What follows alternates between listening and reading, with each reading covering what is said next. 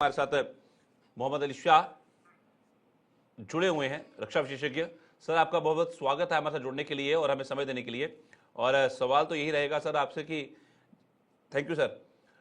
सवाल यही रहेगा कि एससीओ की मीटिंग और बहुत अहम मीटिंग किन किन मायनों में आप समझते हैं, और रक्षा मंत्री उस मंच, जो हम उम्मीद जता रहे थे कि रक्षा मंत्री उस मंच में पहुंचेंगे और पाकिस्तान को वहां पे जरूर लताड़ लगाएंगे, क्योंकि ऑपरेशन सिंदूर के बाद ये एससीओ की बैठक काफी अहम मानी जा रही थी और सभी देश वहां मौजूद हो रहेंगे।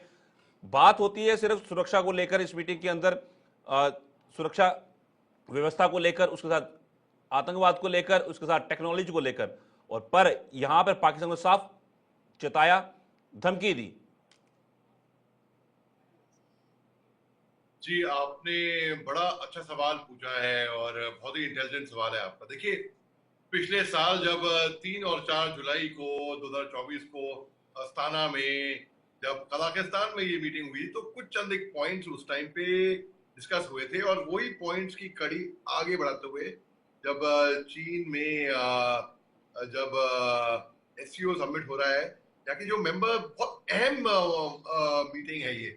मैं इसका हल्का सा बस बताऊंगा, उसके बाद मैं आपको इसका आकलन बताऊंगा। देखिए, बेलारूस इसका मेंबर है, उसके जो राष्ट्रपति हैं बेलारूस के अलेक्जेंडर लुकाशेंको, वो है। चीन के राष्ट्रपति देखिए, जो कि चाइना कम्युनिस्ट पार्टी के हैं, जनरल सेक्रेटरी भी हैं, वो शी जिनपिंग। हिंदुस्तान से एक्चुअली इसके जो जो मेंबर हैं वो मिनिस्टर ऑफ स्टेट वैसे जाते हैं अनुमान तौर पे। यहाँ पर जब एससीओ की बैठक होती है, एस जयशंकर साहब, लेकिन यहाँ पर राजनाथ सिंह, क्योंकि डिफेंस मिनिस्टर्स की मीटिंग है ये।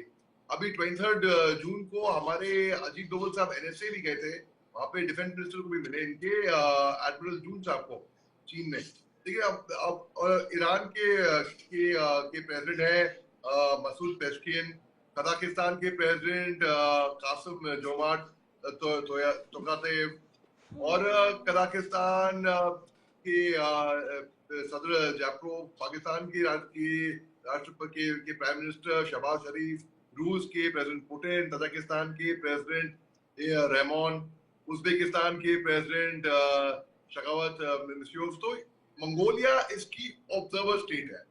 मैंने ये आपको इसलिए बताया क्योंकि आपको बताने के लिए कि पाकिस्तान की इन मुल्कों के सामने आईना दिखाया जाएगा, और दिखा रहे हैं। और जो बेइज्जती हो रही है, जो लताड़ें आपने बताई पाकिस्तान की, वो हो रही है क्योंकि आतंकवाद के खिलाफ हमारी जीरो टॉलरेंस पॉलिसी है। और बाहर से अन्य देशों से मुल्क के ग्लोबल लीडर आए हुए हैं, और जो इनवाइटेड गेस्ट हैं अलग से, जैसे कि अजरबैजान के प्रेसिडेंट हैं, और जैसे अनुमान तौर पे अजरबैजान, कतर, तुर्कमेनिस्तान, यूएई, और जो इंटरनेशनल ऑर्गेनाइजेशन है वहां पे यूनाइटेड नेशंस इंटरनेशनल ऑर्गेनाइजेशन भी इसको ऑब्जर्व करता है। अब ऐसे अहम मुल्कों के सामने जब पाकिस्तान की लठार होती है और ऑपरेशन सिंदूर की बात होती है कि हमने किस तरीके से इनको पिछाड़ा, उसके बावजूद भी इतने बेशरम है कि अपने आप को फील्ड मार्शल डिक्लेयर कर दिया। 4 स्टार से 5 स्टार हो गए। हमारी पॉलिसी अंतरराष्ट्रीय टेररिज्म के खिलाफ बिल्कुल सही है कि अगर किसी भी मुल्क से आतंकवादी, मुल्क कोई भी हो, आतंकवादी आता है, आतंकी घटना करता है, यानी कि जिस मुल्क से आया है उस मुल्क को हम मारेंगे। और बहुत इसमें किसी को भी शक नहीं होना चाहिए। सर, एक सवाल जी। तो यहाँ पर जब जी आप खत्म कर लिए, उसके बाद करता हूँ सवाल। कोई राजनाथ सिंह साहब जब जाते हैं, और देखिए उनकी शेड्यूल्ड मीटिंग है, और रूस से 12 बजे, 1:30 बजे चीन से, कजाकिस्तान से भी उनकी शेड्यूल मीटिंग है। ये बायलैटरल टॉक होंगी, ये ऑन द साइड होंगी, साइड लाइन में टॉक होंगी। और ये बहुत ही अच्छी बात है कि हम डिप्लोमेसी में ऐसा हिस्सा ले रहे हैं।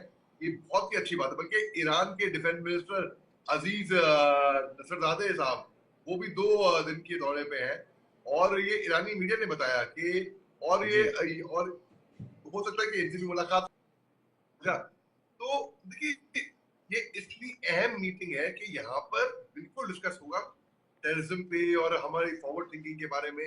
अन्य मुद्दे यहाँ पर डिस्कस होते हैं, मगर यहाँ पर अहम मुद्दा जहाँ पर मुझे डिफेंस मिनिस्टर साहब ने, क्योंकि ऑपरेशन सिंदूर की बात की और पाकिस्तान को दर्शाया, तो मेन मुद्दा यहाँ पे मुझे नजर आ रहा है वो है उग्रवाद का। बस फोकस इसी पे रहेगा, मुझे लग रहा है कि, और बाकी मुल्कों के सामने हमको सबको सपोर्ट करेंगे हिंदुस्तान को। उनके राइट है हम हिंदुस्तान। जी, एक मेरा सवाल एक जो है वो अहम रहेगा इसी मीटिंग को लेकर।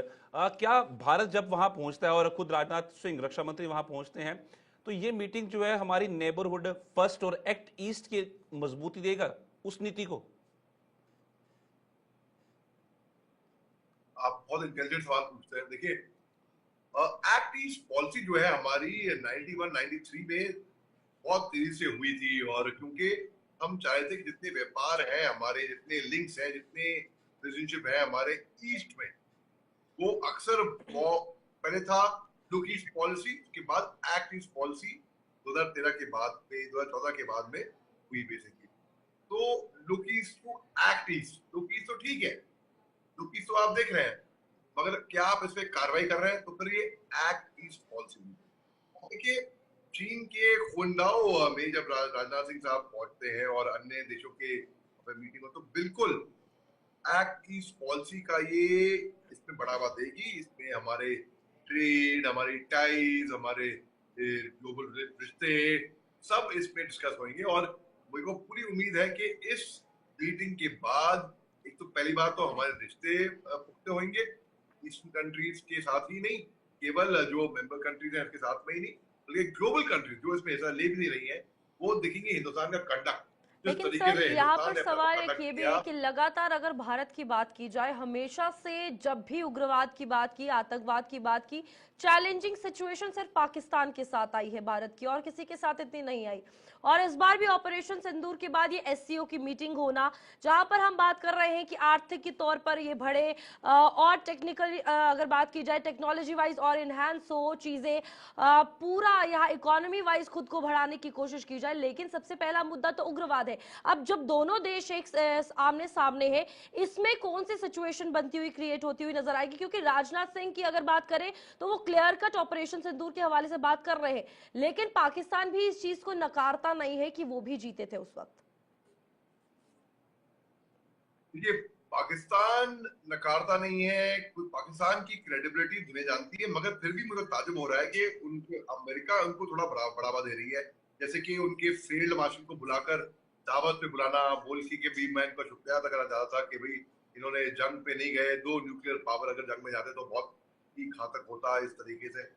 वैसे मगर पाकिस्तान की क्रेडिबिलिटी दुनिया जानती है कि बिल्कुल जैसे कि मक्खी बैठती है ना दीवार के ऊपर, वो पड़ी हुई वहां पर, पड़े रहो मरे रहो वहां पे। पाकिस्तान की क्रेडिबिलिटी ऐसी है, ये अपना कार्टून बनाते हैं। जिनको देखो, जिनको अपनी खुद की इज्जत प्यारी नहीं होती ना, उनकी दुनिया क्या इज्जत करेगी। और यहाँ पर अहम मुद्दे जो जैसे कि डिस्कस होने वाले हैं, तो मैं देख रहा हूँ कि defence corporation, regional security, strategic partnership, इस तरीके से सर, कई एक सारे आखिरी ऐसे सवाल मुद्दे रहेगा, समय होंगे कम है, जो एक आखिरी सवाल है, समय कम है, 30 सेकंड में जवाब दीजिएगा।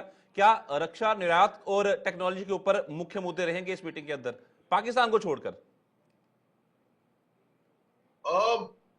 टेक्नोलॉजी के ऊपर अनुमान तौर पे डिस्कशन होता है और होंगे भी, लेकिन लेकिन मेन मुद्दा हमारी तरफ से जहां तक मैं देख रहा हूँ, तक मैं फौजी आदमी समझ पाया हूँ, वो टेररिज्म का होगा। जी ऑपरेशन बिल्कुल। सिंदूर जो हमने चलाया वो दौर उसका होएगा। जी, धन्यवाद मेजर मोहम्मद अली शाह हमारे साथ जुड़ने के लिए। सर, बिल्कुल आपने समय दिया और जिस तरीके से साफ तौर पर कुछ अहम बातों पे अपने बिंदु रखे।